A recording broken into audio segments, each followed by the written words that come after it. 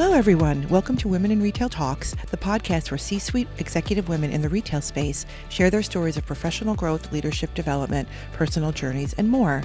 I'm Melissa Campanelli, the co-founder of the Women in Retail Leadership Circle, which is a membership-based community of executive women at leading retailers and brands. Today, I'm joined by JuE Wong, the CEO of Olaplex, a science-led, technology-enabled beauty company. In this episode, we're discussing JuE's career, how she motivates and inspires her team, and more. JuE, thanks for joining me today. Thank you very much, Melissa, for having me. I spoke a little bit about your title right now, working with Olaplex, but why don't you tell us a little bit more about your career journey and how you became the CEO of Olaplex? Thank you for that question. I think, if you look at my career journey, some people will say there has been many jobs in a very short time. But what I would tell them is that my position has always been working for private equity-backed portfolio brands in turnaround situation. So it really necessitated me to work with existing teams. And so what I found is that the secret sauce to really a successful turnaround and the ability to really make sure that the teams are engaged and motivated is to really be very transparent and very clear on what the vision is and why we are doing what we are doing. And then one thing leading to another, when you do a good job, you get the recognition.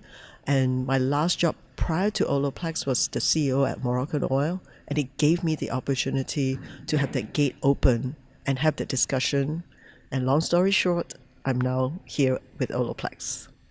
That's great. I'm excited to talk to you a little bit about how you motivate your teams and all of that, like you just mentioned. But before we do that, why don't you tell us a little bit about Olaplex?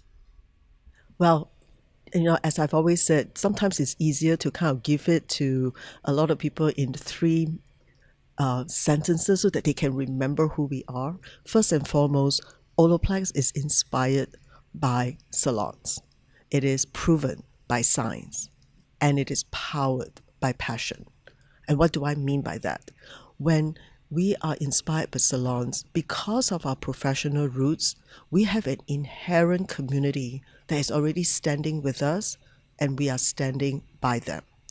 We have more than 100 worldwide patents that really allow us to not only provide consistent, potent, and proven results in every service and in every product, and more than that, it gives us the protection against any other brands to infringe on our benefit claims of bond building. And when you do that, you have the support of not only the professional stylists, but also the end consumers. And when that happens, the passion is harnessed, and that passion can take you right to the moon if you choose to. Could you tell us a little bit more about the bond building? I did hear that term a few times when talking about this company. So one thing about hair bonds is actually hair agnostic. That is why we can say that our products are for all hair types. So hair bonds, regardless of age, demographics in terms of gender or ethnicity, nobody can tell whether you're male, female, how old you are, and what ethnicity you are. And because of that, we are able to repair your hair bonds, which is almost like the foundation of healthy hair care. When you have a great foundation, then whatever you do to your hair is going to be that much better. An analogy that I always use is if you're going to build a house, forget about bringing in an architect or an interior designer if you haven't got a good foundation. Great. That's great. So earlier you said that something that you're proud of in your career and in all of your positions has been a great team. So can you talk a little bit about how you motivate and inspire your team? How do you get them to work for you? Well, thank you for that question. And anyone who knows my history, as I've just shared with you, I've worked with many teams. And the thing that I really treasure most is that every team that I work with, I never bring in what I call or helicopter in my own team. I work with the existing team because I truly believe that that team has gotten the company very far. That is why it piqued the interest of investors. And therefore, if I can harness and reignite the fervor of that team, then I win, because it is so much harder and so much longer to bring in a new team, to acclimate them and get them situated. So the reason why I believe that is, if you look at companies, when I say an existing team has taken the company that far, You can ask everyone when they start at a company, what is their agenda? Their agenda is to do the best that they can, to offer the best of themselves. But along the way, the fire starts sizzling. And they have not changed. They are essentially the same person. But what has happened is leadership may have disappointed them. And leadership may have, caused them to question the vision or the direction. So I think if leadership and management can come in and give them the purpose and the vision again, then the inspiration is there. And I believe they will do the best work that they possibly can because now they believe and they get together with the team to make that happen. That is really inspiring. I mean, you hear so many stories about companies when new leaders come in or there's takeovers where the teams are forgotten about. But I think that's a great philosophy. I'm going to switch gears a little bit. We have been talking a lot at Women in Retail about the importance of being a healthy leader mentally and physically. It's so important for today's leaders because of everything going on. It's important obviously for teams, but it's also important for the leaders. So could you talk a little bit about what you do to stay like mentally healthy and prepared to do such a great job as a leader? Well, I think I'm continuously learning, so I won't sort of say I'm a great leader. I think I'm a great leader in the making.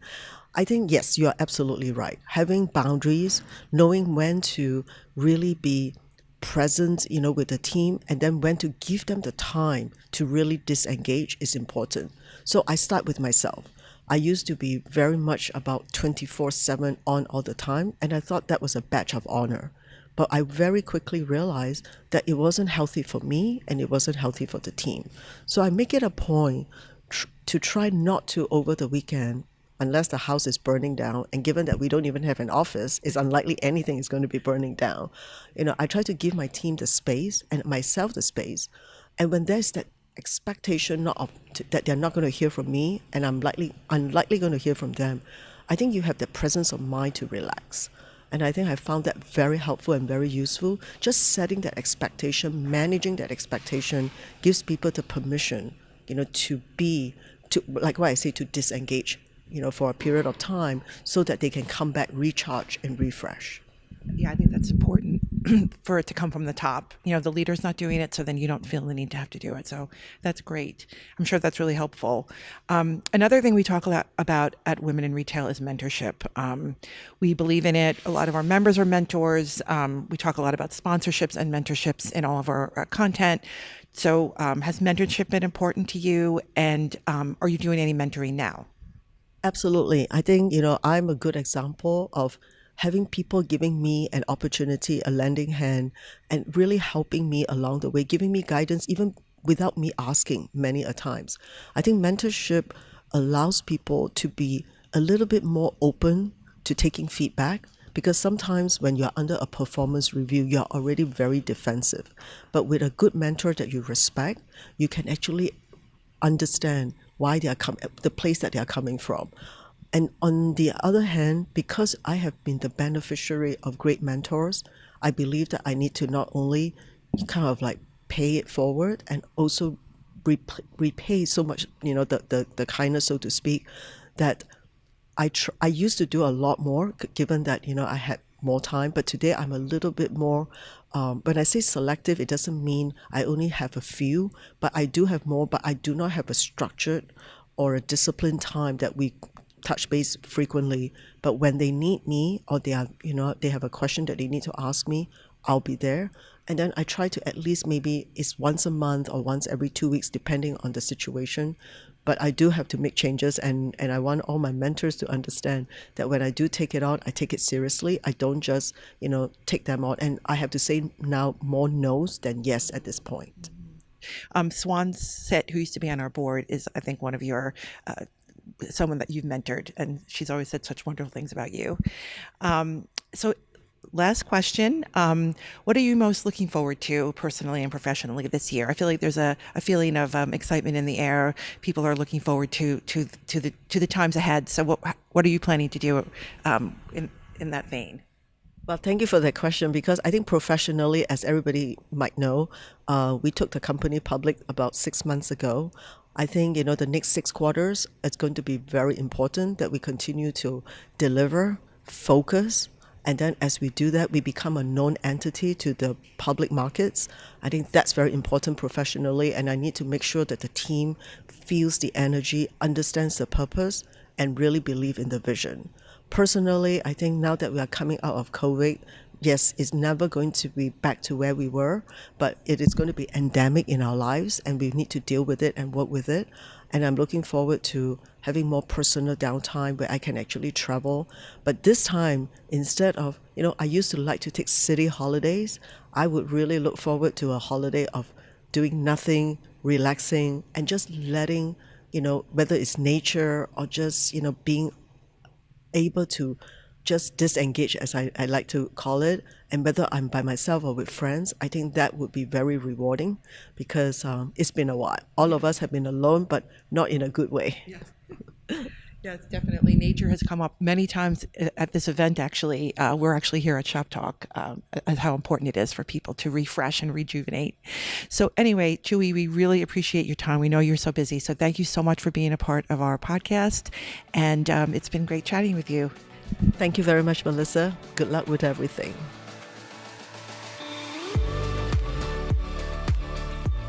Thanks for listening. For more information on this podcast, please check out our podcast channel page at womeninretail.com/podcast for show notes. Women in Retail Talks is available on Apple Podcasts, Google Podcasts, Stitcher, and Spotify.